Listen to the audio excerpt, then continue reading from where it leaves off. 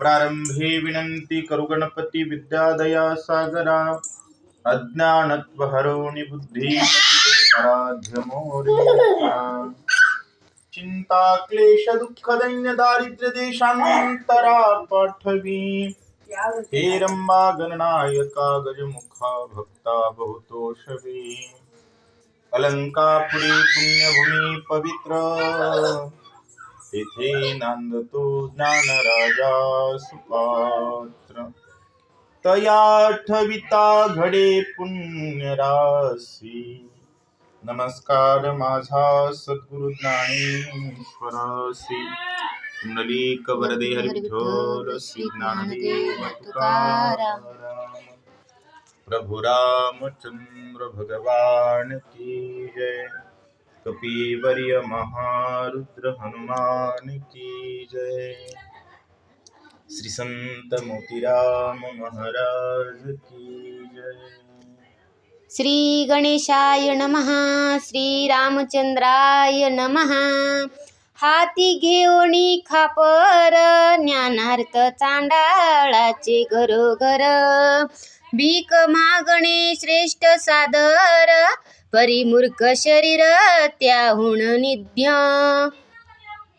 ग्रंथ करते संत एकनाथ महाराज सांगतायत प्रस्तुत 11वा अध्याय बालकांडातील 11वा अध्याय म्हणजे भावार्थ रामायणातील ज्ञानकांडाचा विषय आहे. हरिभक्त परायण गडदे महाराजांच्या माध्यमातून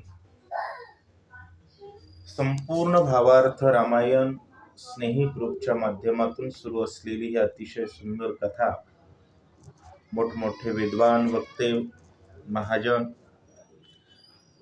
कथेचं रसपान करत आहेत, विवेचन करत आहेत. सर्वांच्या चरणी सादर दंडवत प्रणिपात करून कथेला सुरुवात.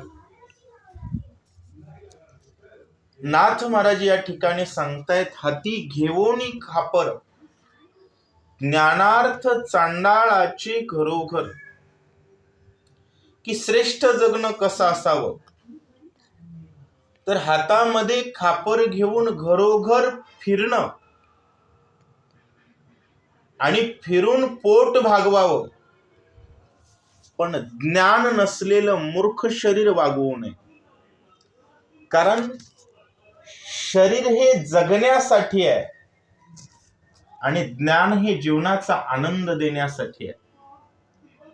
आनंद कशामध्ये आहे हे कळण्याचा विवेक म्हणजे ज्ञान. आणि जोपर्यंत ज्ञानाचा पत्ता नाही आहे ना तोपर्यंत शरीर वागवणं हे लक्षण गाढवाचंच आहे. कारण विनाकारण ओझं वागवणं हे गाढवाचं लक्षण आहे. म्हणून सांगतायत परी मूर्ख शरीर त्याहुनी निंद्य. ज्ञान नसलेलं मूर्ख शरीर हे 25 लाखाच्या गाडीत जरी फिरत असेल तरी ते मूर्ख शरीर म्हणजे निंदनीय आहे. आणि ज्ञानी शरीर हे मात्र वंदनीय आहे. त्यामुळे आजपर्यंतचा इतिहास आहे वंदन ज्ञानाला केलं जातं, श्रीमंताला नाही.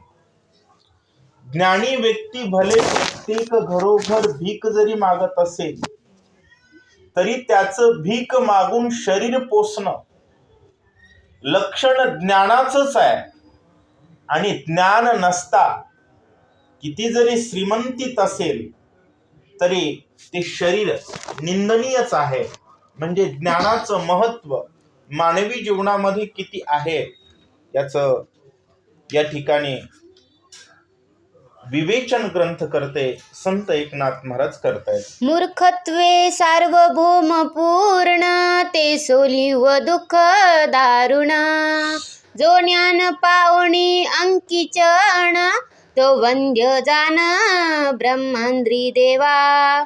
नाथ महाराज सांगतायत मूर्खत्वे सार्वभौम पूर्ण. एखादा मूर्ख सत्तेवर जरी आला तर कोणाची पूजा करावी याची त्याला अक्कल येत नाही महाराज. तो हनुमान चालीसा म्हणणाऱ्याला सुद्धा जेलमध्ये टाकू शकतो, कारण सार्वभौम आहे पण मूर्ख आहे. त्यामुळं मूर्ख जगणं हे सोलीव दुःख आहे. सोलीव याचा अर्थ काय? निव्वळ दुःख.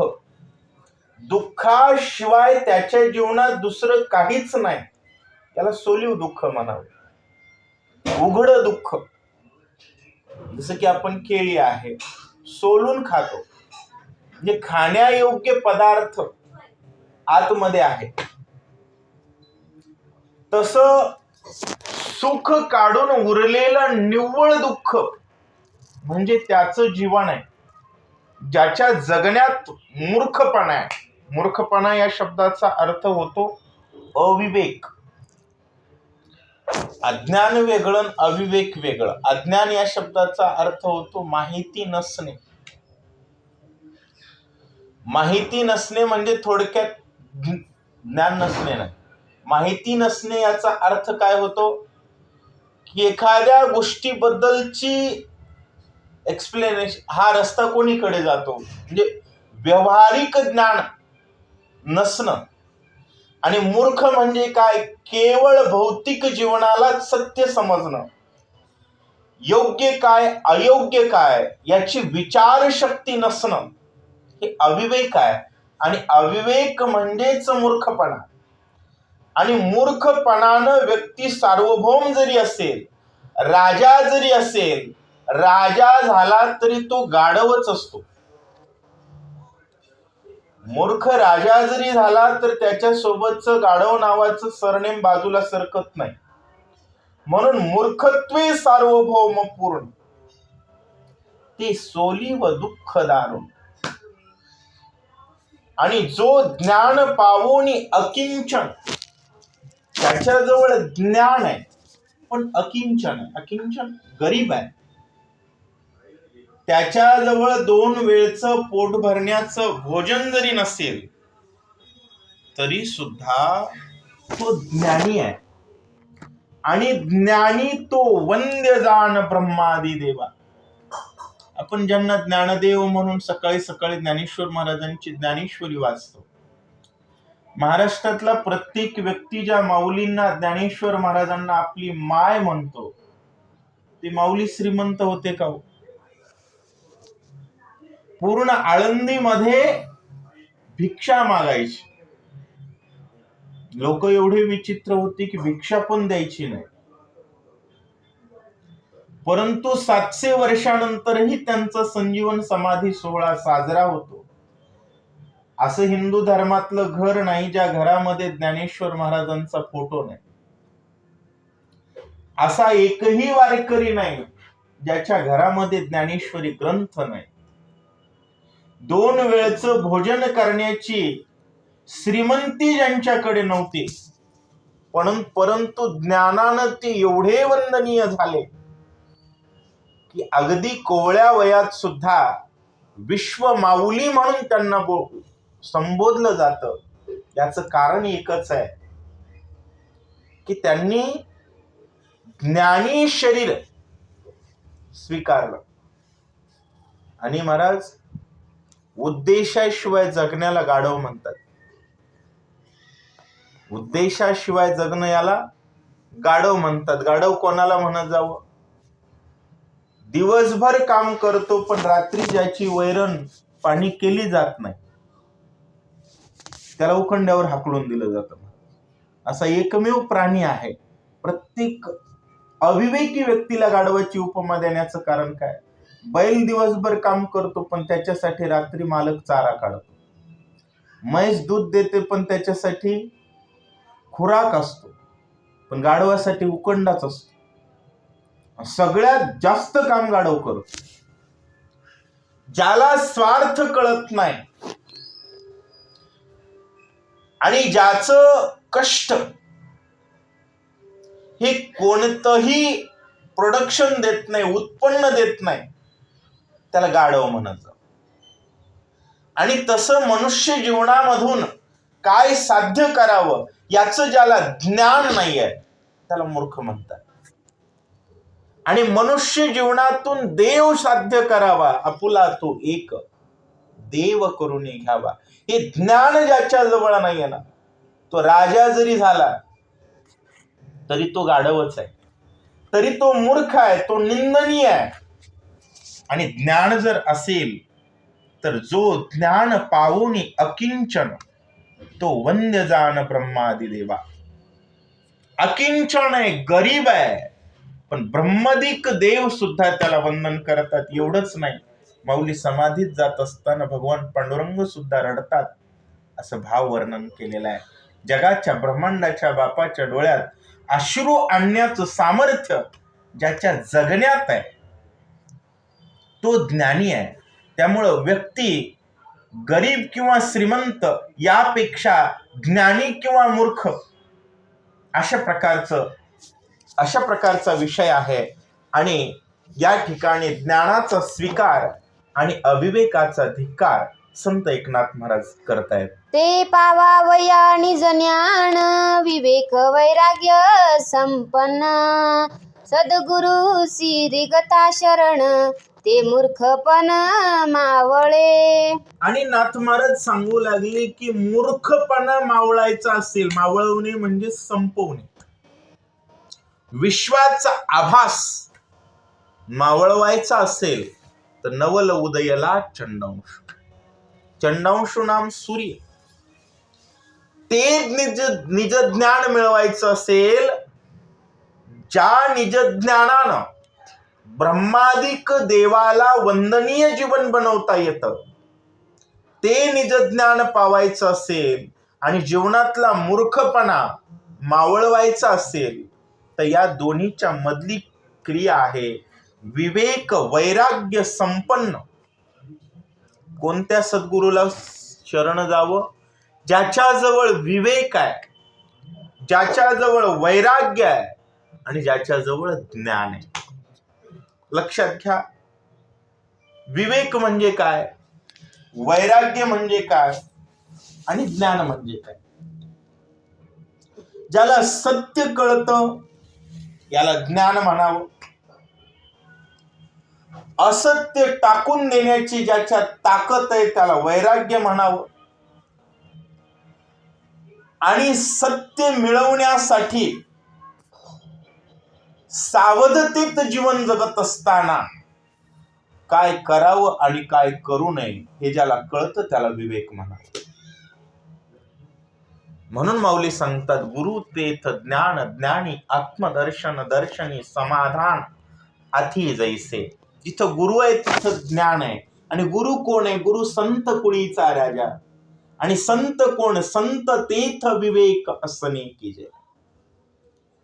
ज्याचं जगणं विवेकी जगणं याला संत म्हणावं. काय करावं आणि काय करू नये हे कळणं म्हणजे विवेक.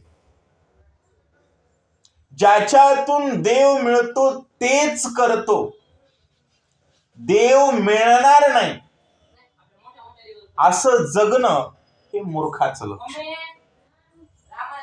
कारण आता सोयाबीनचे दिवस आहेत. लक्षात घ्या, आपण शेत नांगरण्यापासून ते सोयाबीन मिल मध्ये जाईपर्यंत, माफ करा, त्या थ्रेशर मशीन मध्ये घालेपर्यंत, मळणी यंत्रामध्ये घालेपर्यंत शेतकऱ्याच्या डोक्यात फक्त उतार असतो. किती बॅगचा उतार, बरोबर आहे. प्रत्येक क्रिया केली जाते शेतामध्ये. वखरणी असेल, नांगरणी असेल, तण वेचणं असेल, काडीमोडी वेचणं असेल, खत घालणं असेल, ही प्रत्येक क्रिया शेतामध्ये किती क्विंटलचा उतार काढायचा आहे हे डोक्यात ठेवून केले जाते. तसं देव डोक्यात ठेवून काय करावं आणि काय करू नये, कमी कष्ट लागतील आणि जास्त जवळ देव येईल या उद्देशानं जगण्याला विवेक म्हणावं. आणि या उद्देशात अडचण ठरणाऱ्या पण विनाकारण आवडणाऱ्या गोष्टींचा त्याग करण्याची ताकद म्हणजे वैराग्य. त्याग करण्याची ताकद म्हणजे वैराग्य आणि अखंड देव अनुसंधानात आहे, याला म्हणावं ज्ञान. त्यामुळे या 3 गोष्टी महत्वाच्या आहेत. या 3 गोष्टी महत्वाच्या आहेत: विवेक, वैराग्य आणि ज्ञान. आपण ज्यांना गुरु म्हणतोय का, त्यांच्याजवळ काय असावं? तर विवेक असावं बरं का मायबाप. विवेकाशिवाय जीवनामध्ये जगण्यात आनंदच नाहीये. त्यामुळे विवेक असावा, वैराग्य असावं आणि ज्ञान असावं. आणि या 3 गोष्टींनी गुरु संपन्न असावा. संपन्न या शब्दाचा अर्थ काय होतो? पूर्ण. काही व्यक्तीजवळ विवेक असतो, पण अपूर्ण विवेक, अपूर्ण ज्ञान आणि अपूर्ण वैराग्य. अंतिम एखादी गोष्ट साध्य होईपर्यंत स्टेबल असणं महत्वाचं. त्याला काय म्हणतो आपण? कन्सिस्टन्सी. एखादं काम करत असताना आपलं ध्येय साध्य होईपर्यंत. आता 12वीचं वर्ष सुरू झाल्याबरोबर पहिले 2-3 महिने मुलं इतका अभ्यास करतात, पण स्टेबल त्यांचा अभ्यास राहत नाही. तसं परमार्थामध्ये महाराज नावाचं लेबल चिटकेपर्यंत बरेच जण शांत असतात, पण एकदा का लेबल चिटकलं की अभिमान येतो, अविवेक येतो, नाना प्रकारच्या त्या ठिकाणी अडचणी येतात आणि व्यक्ती परमार्थ भावनेपासून बाजूला जातो. याला काय म्हणावं? संपन्नता नसणे. ज्ञान आहे, पण ज्ञानानं संपन्न नाही. धन तर प्रत्येकाकडे, पण धनानं संपन्न सगळी आहेत का? होय, धन प्रत्येकाकडे. आज भारतातल्या असा कोण माणूस आहे ज्याच्याकडे 5 रुपये 10 रुपये नाही? आहे, पण संपन्न पुरेल इतकं नाहीये. काय करावं काय करू नये. काही माणसं सप्त्याच्या शेवटच्या पंक्तीलाच तरी जेवायला येतात. म्हणजे परमार्थ करावा हा विवेक आहे, पण पुरेल इतका नाही. कधी तीर्थयात्रेला जावं वाटतं, घरापासून घर सोडतात, विरक्ती आहे, पण उद्धार होईल आणि उद्धाराला पुरेल इतकी नाहीये. त्यामुळं ज्ञान, वैराग्य आणि विवेक संपन्न जो आहे, अशाच सद्गुरूला शरण जावं. अर्धवट ज्ञान, अर्धवट विवेक आणि अर्धवट वैराग्य असेल तर अशाच गुरुला जर शरण गेलं तर मूर्खपणा पूर्णतः मावळत नाही, तर मूर्खपणा अधूनमधून मचमच करत असतो. आणि त्यामुळं कुठंतरी परमार्थाची नौका डोलण्याची शक्यता असते. त्यामुळं नाथ महाराज अतिशय सावधपणे सामान्य साधकाला परिपूर्ण अशा प्रकारचा उपदेश करतायत. एसिया स्थिती आचार्या वर्तता जगज्वळ माया, कैसेनी तरी जे गुरुवर्या सांगत्या उपाया आत्मप्राप्ती लागून. ऐसिया स्थिती आचार्य. रामचंद्र प्रभू प्रश्न करतायत, गुरुदेवा ऐशिया स्थिती आचार्य, तुम्ही याच स्थितीचे आचार्य आहात. कोणत्या स्थितीचे? विवेक, वैराग्य आणि ज्ञान संपन्न. वशिष्ठजी काय काय संपन्न आहे? वशिष्ठांकडे विवेक आहे, वैराग्य आहे, ज्ञान आहे आणि परिपूर्ण आहे. अशा स्थितीचे तुम्ही आचार्य आहात. आणि अशा स्थितीनं जर वर्तन जगामध्ये केलं तर जगामध्ये जे काही मायेचं जाळ आहे त्याच्यातून मी कसं तरावं? कारण तुमच्या पुढं तर विश्वाचा आभास मावळलेला आहे, पण तो अद्याप रामचंद्र प्रभू विश्वनाथ आहे, जगन्नाथ आहे. तरी सुद्धा एखाद्या साधकाची वकालत करावी. एखाद्या सामान्य साधकाची वकालत, जसं की आता आपण साक्षात्कार पाहतो टीव्हीवरती, ज्याला इंटरव्ह्यू म्हणतात. जनतेच्या मनातील प्रश्न एखाद्या नेत्याला विचारले जातात. जनतेला जे विचारावं वाटतं ते विचारलं जातं. तसंच सामान्य साधकाला जी प्रश्न आहेत, आपण सामान्य असल्याचं स्वीकारून दाखवून प्रभू रामचंद्र प्रश्न करतायत, गुरुवर्या वर्तता जगज्जाळ माया आणि कैसेनी तरी जय गुरुवर्या. या मायेच्या विश्वामध्ये, या मायेच्या जाळ्यामध्ये, जाळ आहे मायेचं मरच. घराच्या बाहेर निघालं की लेकरू टंगड धरत. मायेचं जाळ आहे. बरोबर कितीही लांब पुरुष जाऊ द्या, संध्याकाळी बरोबर तो घरी येतो. लग्न झालंय, जाळ आहे. बरोबर आहे. प्रत्येक कर्मा क्रियामध्ये जाळ आहे. आणि या जगाचं जे काही मायेचं जाळ आहे, याच्यातून तरायचं कसं, आणि तो उपाय मला सांगा. कारण मला आत्मप्राप्तीचा उद्देश आहे माझ्या,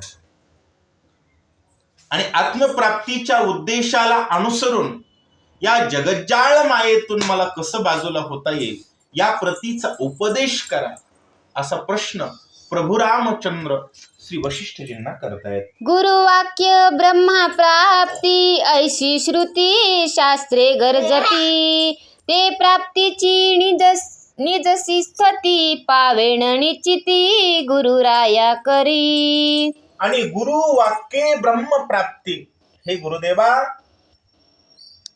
गुरुच्या वाक्यानच ब्रह्मप्राप्ती होते असं श्रुती आणि शास्त्र सांगतात.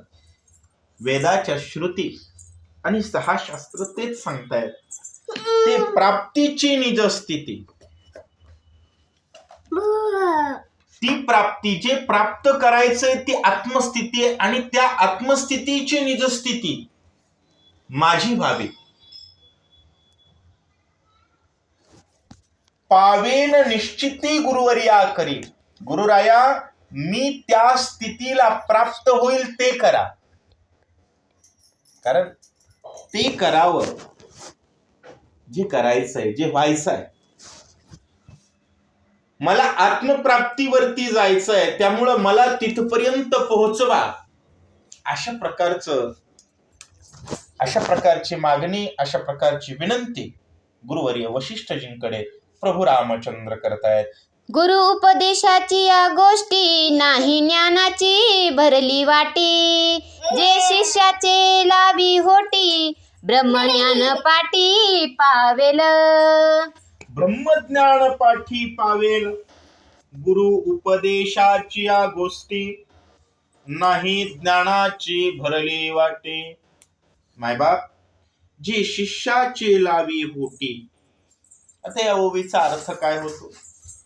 ब्रह्मज्ञानाचा उपदेश म्हणजे अशी काही एखादी वाटी, जसं वाटीत दूध घेतलं, विद्यार्थ्याला दिलं पे म्हणून, आणि त्यानं पिल्याबरोबर ते आलं, असं नाहीये.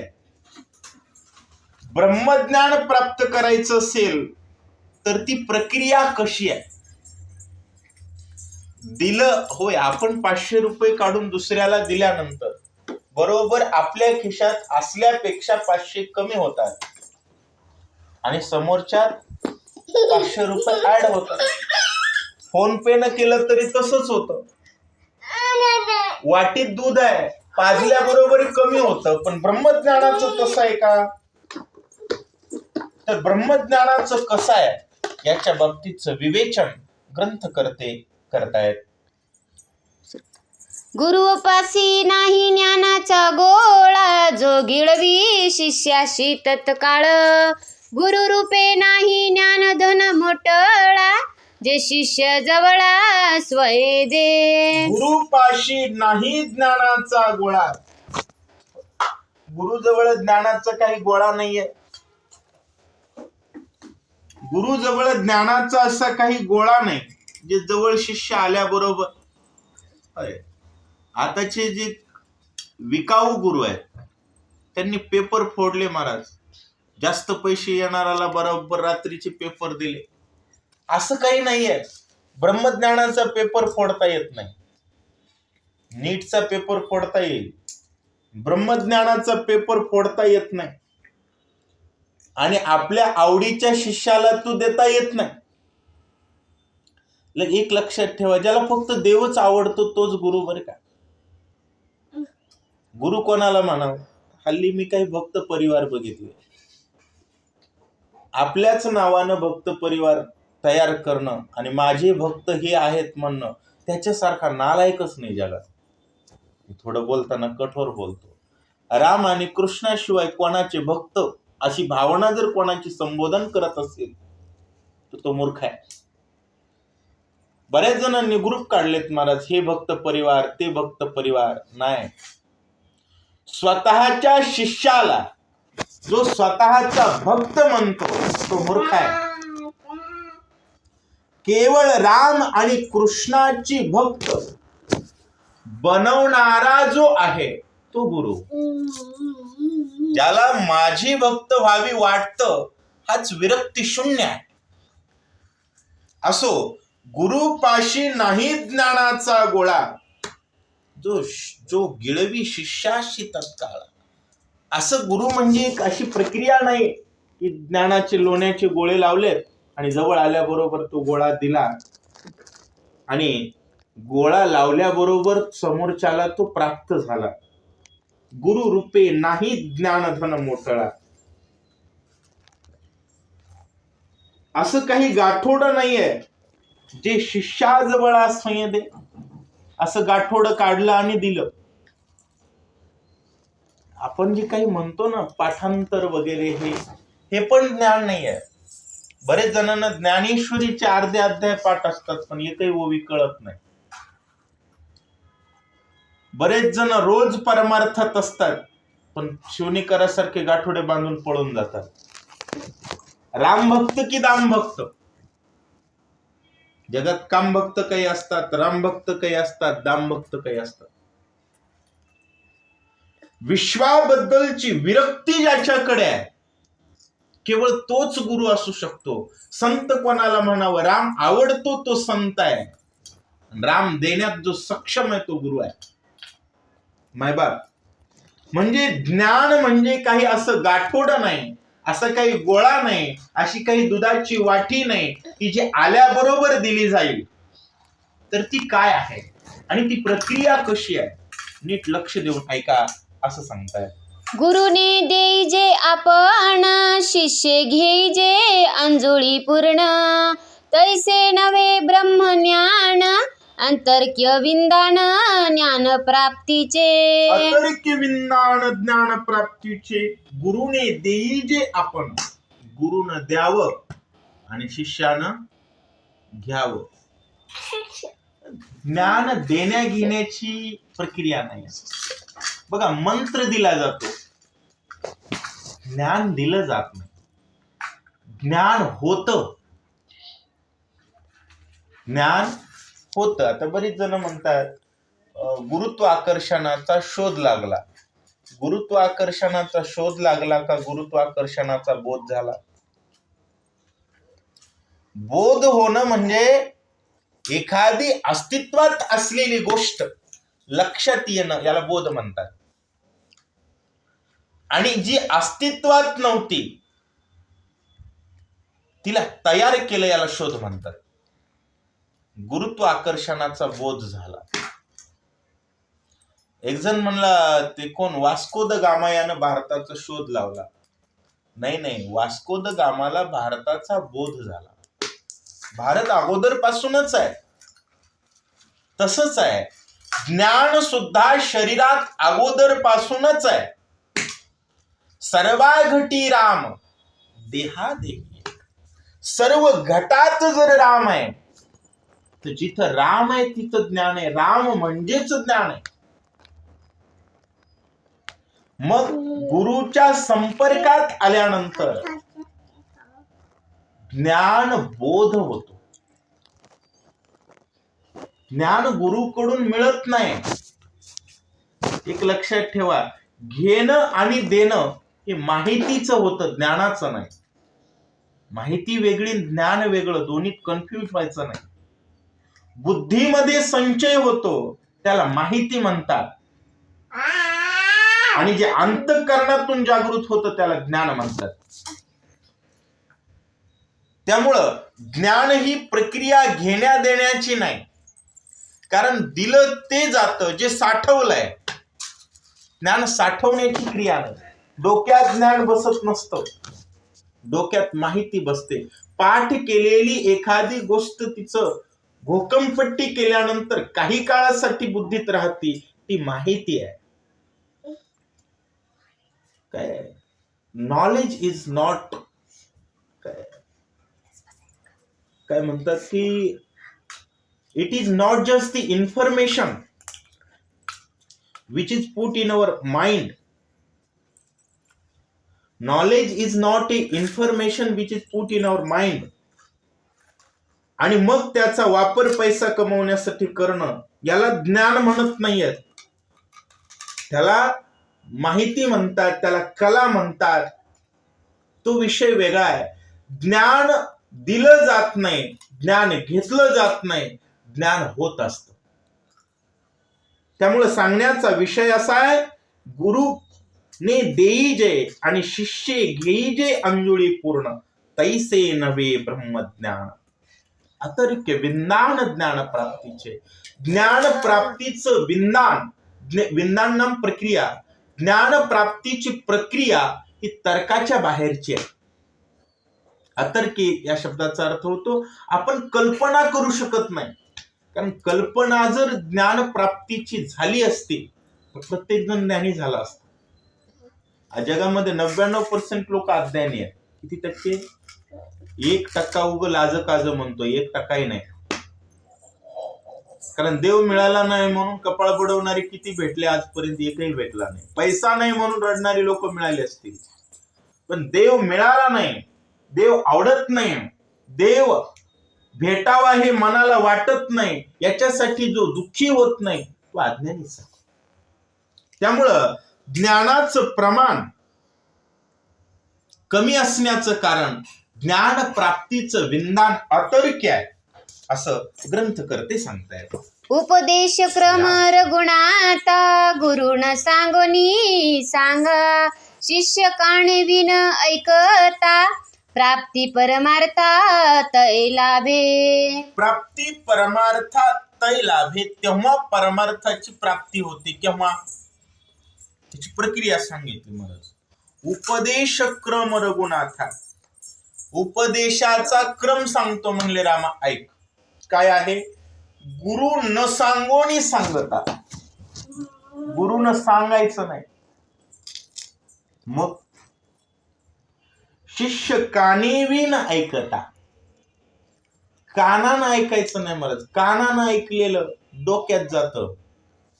ज्ञान हृदयात असतं. अंतःकरण डोक्यात असतं. अंतःकरणाचा विषय आहे ज्ञान. म्हणून गुरुनं न सांगता आणि शिष्यानं न ऐकता जे होतं त्याला ज्ञान म्हणतात. काय होतं? अगोदरच होतं, पण ते कळतं. आता मनुष्य जीवन आहे. मनुष्य जीवनामध्ये जर आपण गुरुच्या संगतीत आलो तर पंढरपूरच्या वाटेला लागतो. आणि 25 वर्षाचा तरणा-बांड पोरगा सकाळी 8 वाजता दारूच्या दुकानाच्या बारीला लागतो. ज्ञान आहे, बोध नाही. तो बोध ज्याच्या संगतीत होतो ना त्याला गुरु म्हणावं. आणि ही संगतीची किंबहुना प्रभावाची प्रक्रिया आहे. ज्या प्रक्रियेतून आत्मबोध होतो अशा प्रकारचं ज्ञान प्राप्तीचं अतर्क्य विज्ञान या ठिकाणी ग्रंथकर्ते विशद करतायत. दृष्टीने देखिजे सावधान, तेची कुर्मीच्या पिल्ल्या अमृत पान. दृष्टी तरळतांची जाण, पडे लंघन तयासी. पडे लंघन तयासी. मायबाप, दृष्टीने देखिजे सावधान. काशविनीची पिल्ले असतात. काशवीन त्याला दूध पाजत नाही. काशविनीनं त्या कासवाकडे, पिल्लांकडे बघितलं की त्यांचं पोट भरतं. नुसतं बघितलं की पोट भरतं. आपोआप दूध जातं. आता काही वायरलेस चार्जर आहेत मोबाईलला. ते चार्जिंगचा गड्डा तिथं असतो, मोबाईल इथं असतो, तो चार्जिंग होतो. अगदी तसा आहे. तसं म्हणता येत नाही, कारण ब्रह्मज्ञानाला भौतिक उदाहरणं देता येत नाही, पण सामान्य जीवाला समजावेत म्हणून ग्रंथकर्ते सांगतायत. किंवा काश्विनीचं पिल्लू, आणि त्या पिल्लाकडे ज्यावेळेस काश्वीन पाहते त्यावेळेस त्याचं पोट भरतं. अगदी गुरुची नजर पडली ना, विषय व्याळे मिठी दिधली अनुठी ताठी, ते तुझी गुरुकृपा दृष्टी निर्विष होय. तरी कवणेशी तापू पोळी कैशैनी ओ शोक जाळी, तरी प्रसाद रस कल्लोळी पुरे येसी. म्हणून गुरुची नजर महत्वाची आहे, आणि त्या नजरेत साधकाचं जीवन असणं महत्वाचं आहे. आणि ती नजर जर बाजूला झाली की झाल्याबरोबर काय होतं, अंतर पडतं. अशा पद्धतीमध्ये ग्रंथकर्ते सांगतायत. देवी श्री गुरु शिष्येसी एकात्मता, तेने शिष्य लाभे परमार्था. अणुमात्र भाव पालटता, उपदेशरिता पडे शिष्य.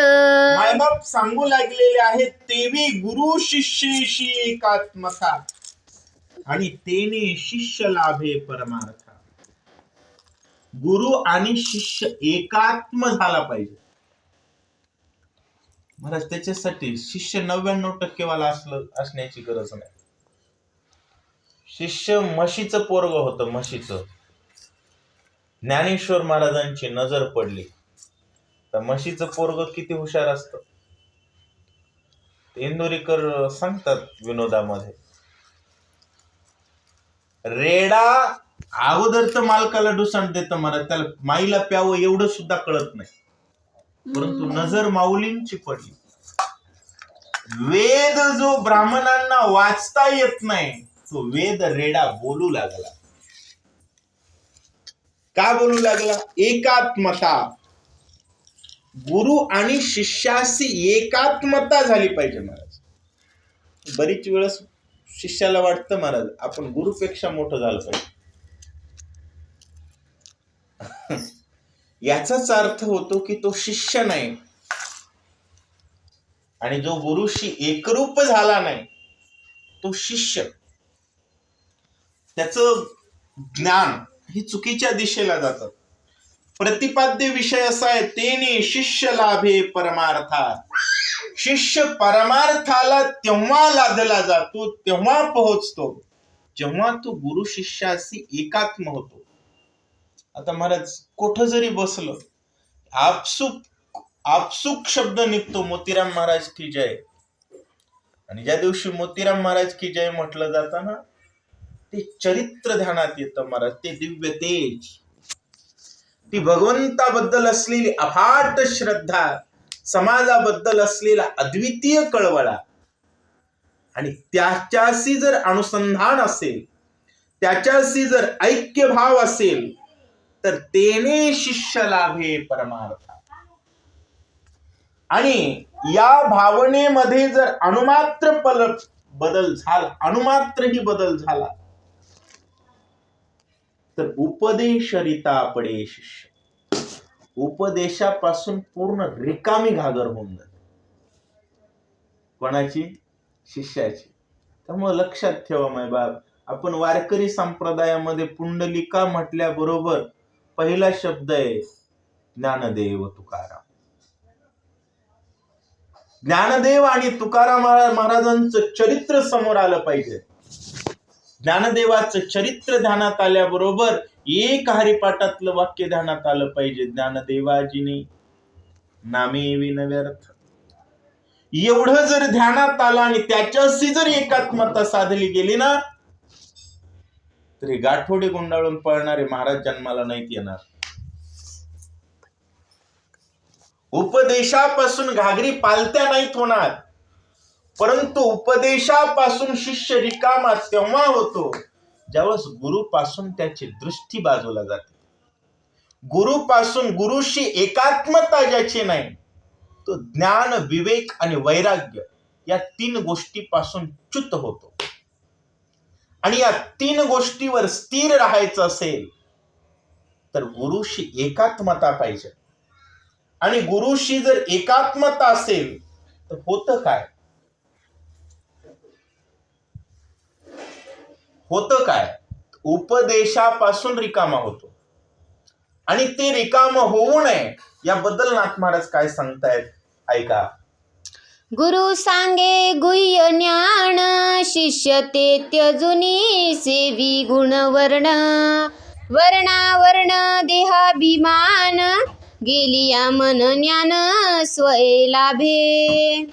गुरु सांगे गुह्य ज्ञान, लक्षात ठेवा, गुरु गुह्य ज्ञानाचा उपदेश करतात आणि शिष्य काय करतो, शिष्य ते तेजोनी सेवी गुणवर.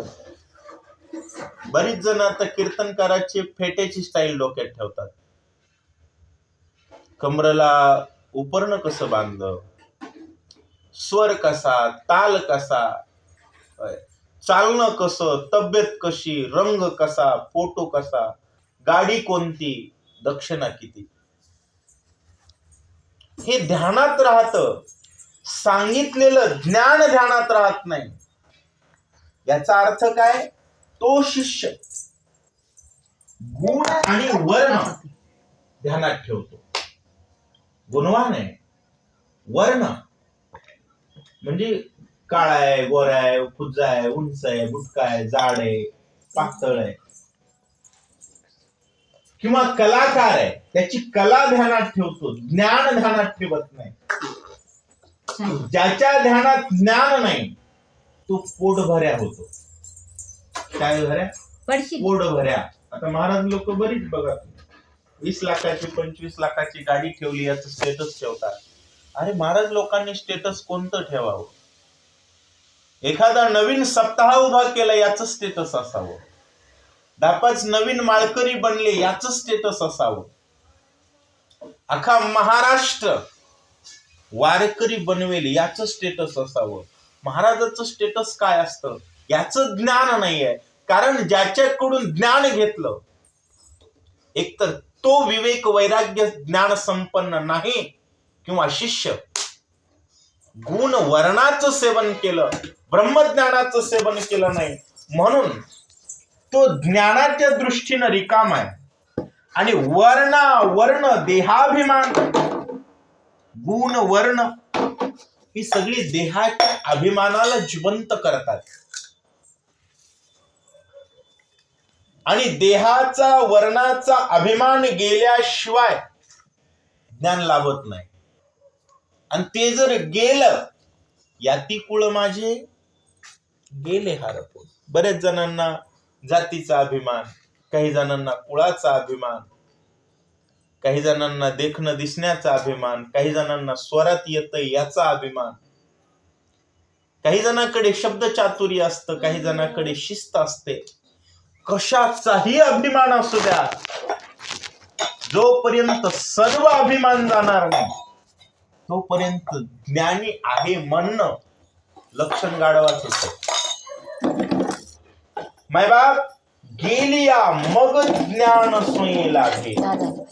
वर्णाभिमान, देहाभिमान या सर्व प्रकारचा अभिमान गेला की मग ज्ञान मिळतं.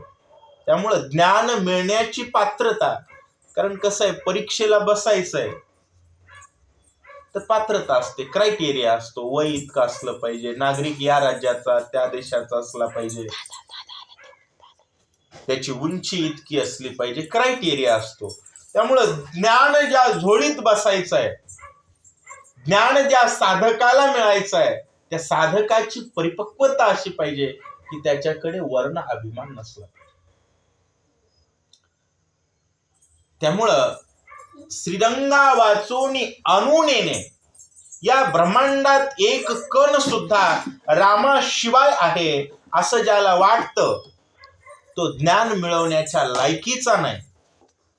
जो लायकीचा नाही ना त्याला नालायकच म्हणतात, न लायक. त्यामुळे लक्षात घ्या मायबाप, वंचोनी सर्व अभिमान, सर्व प्रकारचे अभिमान जोपर्यंत त्याज्य होणार नाही तोपर्यंत ज्ञान प्राप्तीची पात्रता येत नाही असं ग्रंथ करते सांगतायत. सच्चिदानंद निजवार्ता गुरु सांगे शिष्य स्वार्था. शिष्य स्वार्थी सांडोणी चिंता तरीच परमार्था पाविजे. आणि नाथ महाराज सांगतायत की सचितानंद निज वार्ता. होय, निजाची वार्ता सचितानंदाची आहे.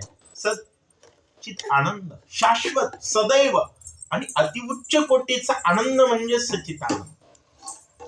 आणि सचितानंद मिळवण्याची वार्ता, बातमी कोण सांगताय?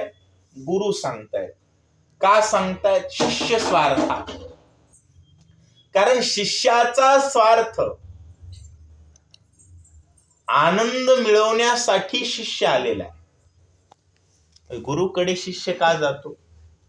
दुःखातून सुखाकडे नेणारे गुरु आहे म्हणून जातो. आणि सच्चिदानंदाची बातमी, सच्चिदानंदाची माहिती सांगणारे गुरु आहेत. आणि दुःखी असणाऱ्या साधकाला सुखी करण्याची भावना गुरुकडे, म्हणून गुरुज्ञान सांगतात. मायबाप ज्ञानेश्वर महाराजांनी 12व्या अध्यायामध्ये जे काही वर्णन केलेलं आहे, 17वीचे स्तन्य देशी अनुहताचा हल्लरू घासी समाधी बोधे निज विसी बुजावून म्हणून साधका तू माऊली पिके सारस्वत तुझी पाऊली. अशा पद्धतीचं वर्णन केलेलं आहे. कारण साधकाचं कल्याण व्हावं आणि साधकाला सच्चिदानंद मिळावा, ही जी काही भावना गुरुची आहे, आणि ही गुरुची भावना हा शिष्याचा स्वार्थ आहे. आजकाल गुरुची भावना शिष्याच्या पॉकेटकडे, त्यानं मला द्यावं आणि मी माघारी बंगली घ्यावी, हे अज्ञानाचं लक्षण आहे. शिष्य स्वार्थी सांडोनी चिंता, तर स्वार्थी शिष्याचं लक्षण सांगितलं.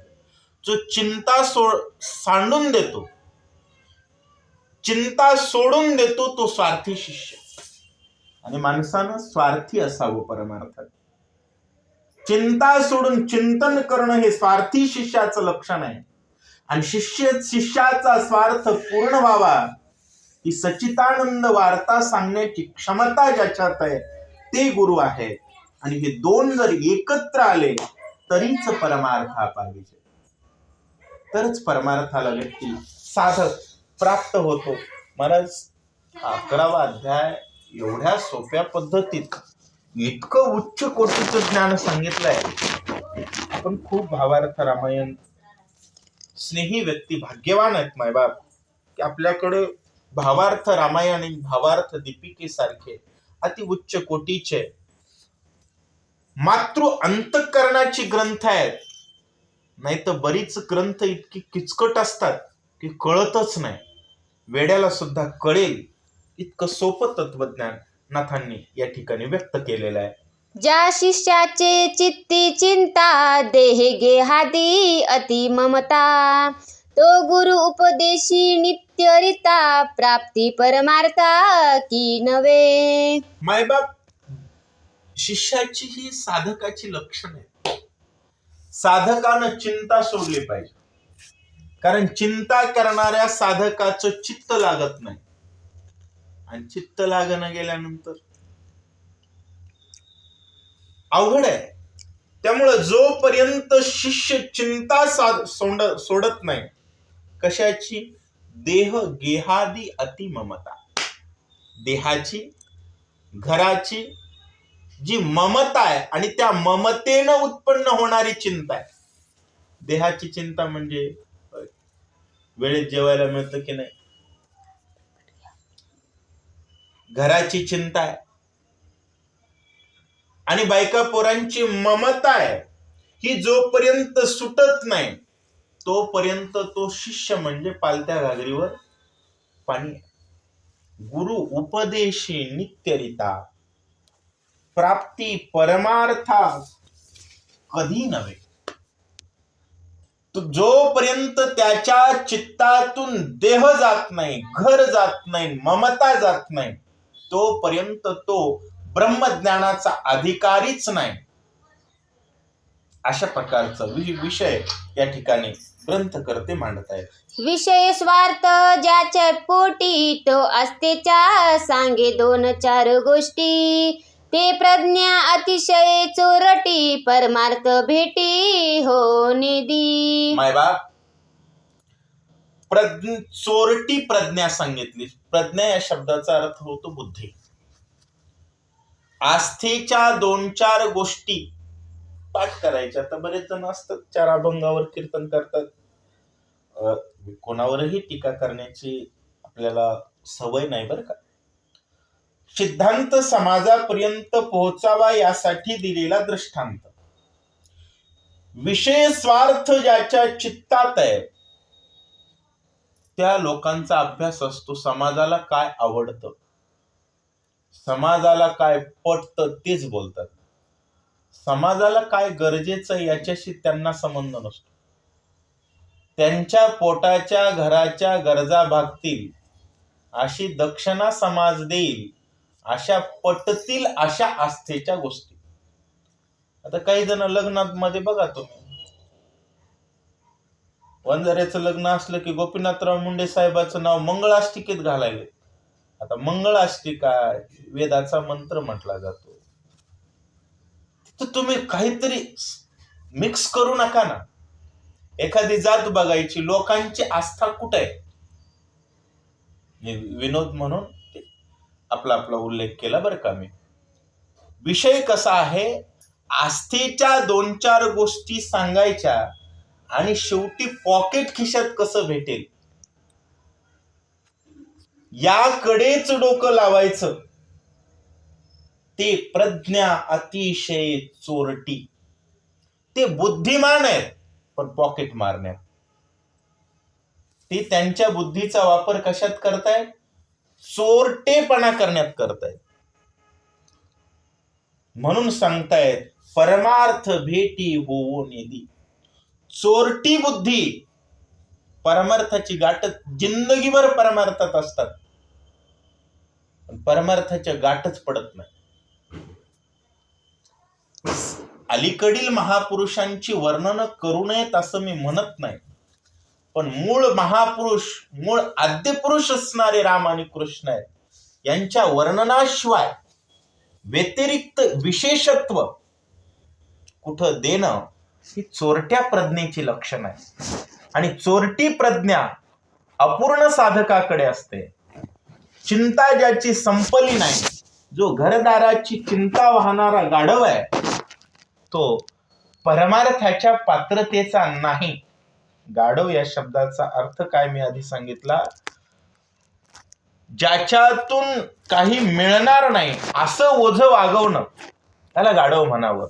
आणि ती चोरटी प्रज्ञा कोणाकडे असते तर अनधिकारी साधक ज्यावेळेस उपदेशाच्या मार्गावरती बसतो त्यावेळेस प्रज्ञा चोरटी असते असं सांगतायत.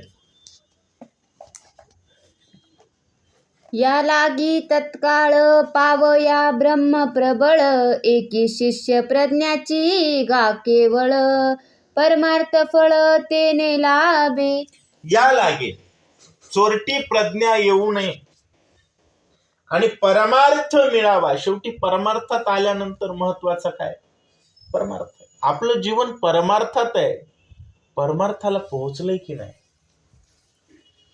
कधीतरी विचार केला पाहिजे, नाही तर उग वाया घालण्यात मजा नाही मला. परमार्थात आहेत ना, परमार्थाला पोहोचलं पाहिजे. परमार्थाची व्याख्या काय, शाश्वत आनंदाचं अनुसंधान जीवनात आहे की नाही, आणि ती मिळवून देणारी प्रज्ञाच आहे. पण शिष्याची प्रज्ञाच परमार्थाला फलित करते, पण ती चोरटी नसली पाहिजे. चोरटी प्रज्ञा कशाला म्हणावं, विषय स्वार्थ ज्याचे पोटी. विषय स्वार्थ ज्या बुद्धीमध्ये नाही आहे ती बुद्धीच परमार्थाचं भांडवल आहे असं ग्रंथकर्ते सांगतायत. महाराज वाचक असतील तर द्या. काळ पाहावया ब्रह्म प्रबळ, एकी शिष्य प्रज्ञाचा केवळ, परमार्थ फळ तेने लाभे. नाथ महाराज सांगतायत की शिष्याची प्रज्ञा हेच परमार्थाचं फळ प्राप्त करण्याचं भांडवल आहे असं ग्रंथकर्ते सांगतायत. शिष्याशी नाही चित्त शुद्धी, त्याशी शास्त्रे नव्हे आत्मबुद्धी. तो शास्त्र विकुनिया विषय साधी, हित त्रिशुद्धी नव्हेची. हित त्रिशुद्धी नव्हेची, शिष्यासी नाही चित्तशुद्धी. शिष्याची जर चित्तशुद्धी नसेल, शिष्याची जर चित्तशुद्धी नसेल तर त्याशी शास्त्रे नव्हे आत्मबुद्धी. चित्तशुद्धी नसेल तर आत्मबुद्धी नसते. शास्त्राकडे बघायचं म्हणजे काही लोकांचं काय असतं महाराज, लोकांना काय पटतं, कोणती चाल आवडते, कोणती गवळण आवडते, कसं कीर्तन आवडतं, ही आत्मबुद्धी शास्त्रात नसल्याची लक्षण आहे. शास्त्र विकोनिया विषय साधी. एक लक्षात ठेवा, नास्क देऊन ओरिजिनल घेतो तो हुशार का ओरिजिनल देऊन नास्क घेतो तो हुशार? शहाणा तो धनी घेत आहे.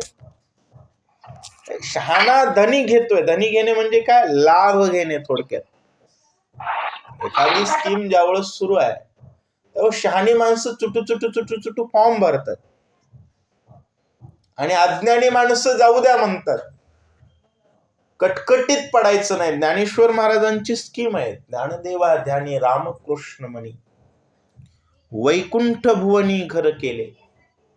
वैकुंठात घर करण्यासाठी रामकृष्ण म्हणणारे ज्ञानी, आणि इथं रामकृष्ण हरी म्हणून गाठोडे बांधून इथं घर बांधतात आणि मेल्यानंतर वरी जाऊन यमाचा मार खातात. शेवटी ज्याच्याकडे विवेक नाही आहे, आपलं काय होईल, आपलं काय व्हावं याबद्दलचं आत्मबुद्धीचं ज्ञान नाही, चित्त शुद्ध नाही, तो शास्त्र विकोनिया विषय साधे. काल आम्ही एक प्रवचन ऐकलं, त्याच्यात महाराजांनी सांगितले किंवा वैराग्य कोणाकडे, खरं वैराग्य कोणाकडे? दान करणारी माणसं लोभी आहेत म्हणले. वैराग्य खरा कोण आहे? जिंदगीत दानच करत नाही, खरं वैराग्य त्याच्याकडे. कारण तो घेऊन काहीच जात नाही, सगळं इथं सोडून जातो. कमवलेला पैसा दान केल्यानंतर सोबत येतो आणि नाही केल्यानंतर इथंच राहतो. यमाकडे जाण्याशिवाय सोबत काहीच नेत नाही, तो खरा वैराग्य. कारण न्यायची त्याच्याकडे भावनाच नाहीये. हे विकृत ज्ञान म्हणजे शास्त्र विकोनिया विषय साधे. विरक्तीच्या गप्पा मारायच्या आणि पोटात मात्र स्वार्थ ठेवायचा. हे चित्तशुद्ध नसलेल्या अज्ञानी साधकाची लक्षण आहे. आणि ही तर त्रिशुद्धी नव्हेची शास्त्रे. त्याला शास्त्र पाठ आहे, परंतु ते शास्त्र त्याचं हित करू शकत नाही. माय बाप, तुमच्या जवळ जी गोष्ट आहे तिनं तुमचं हित करून घेता येणं याला ज्ञान म्हणावं. आपल्याकडे चाकू आहे, पण बटाटे कापावं का पोटात घालून घ्यावं? तसंच आहे, तुमच्याकडे रॉकेल आहे, तेल आहे, पण अंगावर ओतून घ्यावं का तेच चिमणीमध्ये घालून प्रकाशाचा लाभ घ्यावा? शेवटी विवेक महत्वाचा आहे. तसं शास्त्र पाठ आहे, पण फलकट असणारा संसार वाढवण्यासाठी का सार असलेला भगवंत जवळ करण्यासाठी हे महत्वाचं आहे. आणि हे जर कळत नसेल तर मात्र शास्त्र कळून सुद्धा, म्हणजे शास्त्र माहिती असून सुद्धा, शास्त्राच्या संगतीत असून सुद्धा हित होत नाही असं सांगतात. रामकृष्ण हरी चालवले. शिष्या चित्ती विषयासक्त, गुरु उपदेश नव्हे परमार्थ प्राप्ती. तो उपदेश जाय व्यर्थांती, करी विपरीत ज्ञान गर्वे. शिष्या चित्ती विषयासक्ती. मायबाप, शिष्याच्या चित्तामध्ये जर विषयाची आसक्ती असेल तर होतं काय? गुरु उपदेशे, गुरुचा उपदेश होतो, पण तरी सुद्धा त्याला परमार्थाची प्राप्ती होत नाही.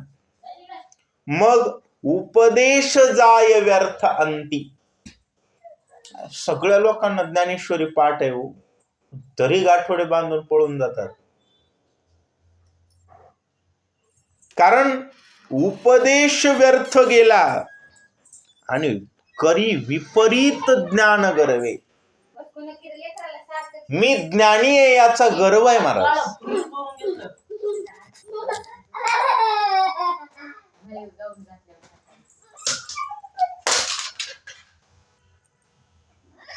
विपरीत ज्ञान गर्व त्याच्या अंतःकरणात असतो आणि त्याला झालेला उपदेश, बरेच जणांना महाराज आम्ही इथं शिकलो याचा अभिमान असतो. अहो तुम्ही तिथं शिकला पण काय शिकला? माणसाकडे विनम्रता असावी. बघा ध्यानात राम नसेल तर हरिद्वारला शिकला तरी पालताच, काशीत शिकला तरी पालताच, आणि अनुसंधानात जर देव आहे तर तो नाही शिकला तरी ज्ञानी आहे. मायबाप गुरुमध्ये उपदेश करण्याचं सामर्थ्य आहे, पण शिष्यात जर विषयाची आसक्ती असेल तर तो उपदेश व्यर्थ जातो. आणि व्यर्थ उपदेश म्हणजे जीवनाचा नाश आहे, याचे पलीकडे काहीच नाही. त्यामुळे साधक कसा असावा ही साधकाची लक्षणं ग्रंथकर्ते आपल्याला सांगतायत. उपदेश स्वे व्यर्थ गेला, सवेची ज्ञान गर्व घेऊन आला. ज्ञान ते पणे ताटा चढला, न ऐके बोला श्रेष्ठाच्या. उपदेश स्वे व्यर्थ गेला. गुरुनं उपदेश केला पण व्यर्थ गेला. गुरुनं उपदेश केला, शिष्यापर्यंत नाही पोहोचला, आणि नाही पोहोचता सुद्धा त्याला वाटलं पोहोचला, आणि त्याला असं वाटलं की मी ज्ञानी आहे. नसताना वाटलं त्याला गर्व म्हणतात, आणि असताना वाटलं की विनम्रता येते. ज्ञान आहे आणि ज्ञान असून आहे वाटलं की व्यक्ती विनम्र वागतो, आणि ज्ञान नसून आहे वाटलं माणूस गर्वानं वागतो. थोडक्यात मुख्यमंत्री जर स्वतः आले तर हात जोडतील, पण एखाद्यानं मुख्यमंत्र्याचं नाटक केलं, मुख्यमंत्र्याच्या सोबत फोटो काढलेला असला तरी तो पोलीसवाल्याला उलट बोलतो, तुला माहिती नाही म्हणतो माझा हात कुठपर्यंत आहे. अगदी तसंच आहे, ज्याच्याजवळ ज्ञान नाही तो ज्ञानाचं सोंग केलेला अहंकारी होतो. त्याच्याकडे विपरीत अशा प्रकारचा ज्ञान गर्व येतो, आणि ज्ञान गर्वानं ज्ञातीपणे ताठात चढला, मग तो कोणाचा ऐकण्याच्याही लायकीचा उरत नाही. मला ज्ञान नसलं तरी चालेल, पण ज्ञान असल्याचा आव नसला पाहिजे. ज्ञान असल्याचा जर आव असेल तर सांगणाराचं ऐकत नाही, आणि सांगणाराचं जर नाही ऐकलं तर स्वप्नात सुद्धा कल्याण होत नाही. त्यामुळं परमार्थामध्ये सर्वात महत्वाचं आहे तर विषय आसक्ती नसली पाहिजे. देह घर याची चिंता नसली पाहिजे. केवळ अनुसंधान असावं की ज्ञान मिळवायचं आहे जीवनामध्ये. आणि कोणत्या गुरुला शरण जायचंय तर सर्वात मोठं सांगितलं विवेक वैराग्य ज्ञान संपन्न. एकच शब्द लक्षात ठेवा, गुरुकडे काय काय असावं? विवेक असावं, ज्ञान असावं आणि वैराग्य असावं. महाराज काही गुरूंनी 15-15 हजाराला का 20-20 हजाराला ती चिचुकी विकली. ज्याच्या चिचुक्याची इतकी किंमत आहे त्याला गुरु म्हणा, त्याला गुरु करायला बारी. ज्यांची यमाची पारी आली ना त्यांना हे सगळ्या गोष्टी सुचतात. मायबाप साधकाची लक्षणं सांगतायत की तो विषय स्वार्थी नसला पाहिजे. जर असेल तर ज्ञान गर्वाचा ताठा येत असतो असं सांगतायत. वाचा वाचा. स्वे उपदेश केला व्यर्थ, परी वाढला ती अनर्थ. चित्त शुद्धी नाही सत्य, ते परमार्थ कदा न घडे. स्वयं उपदेश केला व्यर्थ. स्वतः त्यानं उपदेश व्यर्थ करून टाकला. होय, उपदेशाला विसरला. इतक्यावर गाडीला ब्रेक नाही लागत. परी वाढला अति अनर्थ. होय, अर्थ तितुका अनर्थ. देव हा स्वार्थ आहे, अर्थ हा देवाशिवायचा अर्थ अनर्थ आहे. मायबाप चित्त शुद्धी नाही सत्य. शाश्वतपणे चित्ताची शुद्धी नाही. त्यानं स्वीकारलेला ज्ञानोपदेश हा ज्ञान गर्वाला जन्म देतो. ज्ञान गर्व अनर्थाकडे नेतो आणि अशाला परमार्थ कधीच घडत नाही, स्वप्नातही घडत नाही असं सांगतायत. चित्त शुद्धी ज्याचे मनी, तो परमार्थ पावे पाशाने. नवल चित्त शुद्धीचे करणे, दावी जनिवनी जनार्दना. आणि मायबाप चित्त शुद्ध ज्याचं मनात चित्त शुद्ध आहे त्याला दगडात देव दिसतो, दगडात. आणि चित्त शुद्ध नाही ना त्याला बापात दिसत नाही. बाकीच्याच काय, त्याला असं वाटतं की मी म्हणजे कोणीतरी मोठा महाराज आहे. चित्त शुद्ध नाही. बघा, विनम्र नाही ना तो संतच नाही. आमच्याकडे एक देवबाप्पा आहे, कोणत्याही रामभक्ताच्या पाया पडतात महाराज, कोणत्याही. त्याला काही येऊ न येऊ. म्हणलं, देवबाप्पा तुम्ही देवबाप्पा आहे? नाही म्हणले. राम भक्ताच्या पायाचा मी दास आहे. केवढं मोठं ज्ञान आहे. नाही तर कधी कधी वर्णाभिमान असतो. जेमतेम वर्ण श्रंखला पाळण्यापुरता अभिमान म्हणता येणार नाही त्याला. ती सिस्टम आहे. ब्राह्मणांनी सर्वांच्या पाया पडावं आणि पाया पडू देणं हे पण गरजेचं आहे समाजाला शिष्टाचार लावण्यासाठी. परंतु मी कोणीतरी विशेष आहे असं ज्यावेळेस कोणालाही वाटतं, मग तो कोणी असो, तो ज्ञानी नाही आहे. ज्ञान असल्याचा त्याच्याकडे आभास आहे आणि आभासानं चित्त शुद्ध होत नाही आणि तो परमार्थ प्राप्त करू शकत नाही. परंतु ज्याच्याकडे चित्त शुद्ध आहे त्याला पाषाणात दगडात देव दिसतो. म्हणून सांगतायत चित्त शुद्धीची करणी आणि दावी जनीवनी जनार्दन. होय, जनार्दन मनी नयनी. जनार्दन प्रत्येक ठीक. जनार्दन गतीची गती, जनार्दन स्फुरे स्फूर्ती. पहिल्याच अध्यायामध्ये नाथांनी ओवे लिहिलेले आहेत. किंवा सगळीकडेच जनार्दन दिसतो, कारण ज्याचं चित्त शुद्ध आहे. चित्त शुद्ध तरी शत्रुमित्र होती, व्याघ्रन खाती सर्पतया. अशा प्रकारे चित्त शुद्ध असणं. तुम्हाला जेवायला बसायचंय, तुम्ही पहिलं काम काय करतात? स्वच्छ असलेली प्लेट घेतात का खराब घेतात? कालची विटलेली भाजी ज्या प्लेटात आहे ती प्लेट घेऊन तिच्यामध्ये तुम्ही आजची नवी भाजी घेतात का? नाही ना. तसंच आहे. देव मिळवायचा आहे ना तर संसार टाकायचा आहे. संसाराला धुता आलं पाहिजे आणि स्वच्छ ताटात भगवंताचं ज्ञान येतं. त्यामुळं अतिशय चित्तशुद्ध मन पाहिजे. त्याला दगडात देव कळतो, जनात वनात दिसतो, जनावरात दिसतो. बरोबर आहे. अशा प्रकारे शुद्ध साधकाची लक्षणं इथं सांगतायत. साधक भावनेच्या पोटी दृश्य झालेसी ब्रह्मांड कोटी.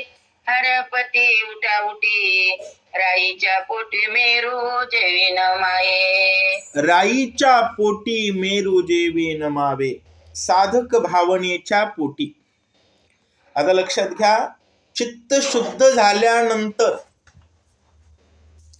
साधकाजवळ साधक भावना आली असं ग्राह्य धरा. ज्याचं चित्त शुद्ध नाही तो साधकच नाही. विद्यार्थीच आहे पण वर्गात येऊ देण्याच्या लायकीचा नाही. साधक भावनेच्या पोटी दृश्य जाळेसी ब्रह्मांड कोटी. हरपती उठा उठी. साधक भावनेतून नजर टाकल्याबरोबर, ओवी आहे पहिल्याच अध्यायामध्ये रामायणाच्या सरस्वतीच्या नमनामध्ये नाथ महाराज सांगतायत किंवा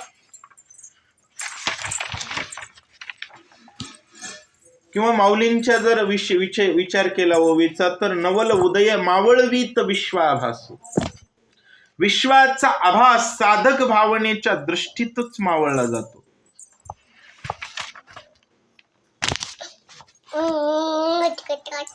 आराम शांत बस.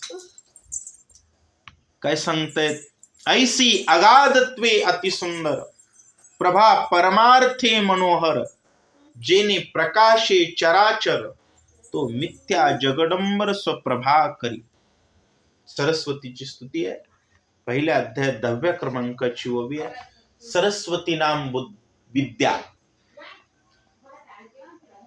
आणि परमार्थाची अशा प्रकारची प्रभा नाम प्रकाश पडतो आणि बुद्धीमध्ये परमार्थ भावनेचा प्रकाश म्हणजेच साधक भावना आहे. आणि साधक भावनेनं विश्वाकडे नजर टाकल्याबरोबर रामचंद्र प्रभूंचा प्रश्न कितवा आहे आणि त्याची उत्तर म्हणजे ही ओवी आहे. लक्षात घ्या, 88 क्रमांकाची ओवी आहे. ऐशिया स्थिती आचार्या वर्तता जगज्जाळ माया.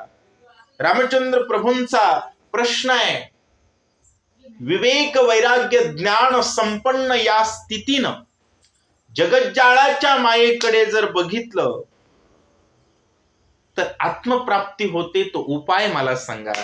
आणि इथं साधकाची लक्षणं सांगितले.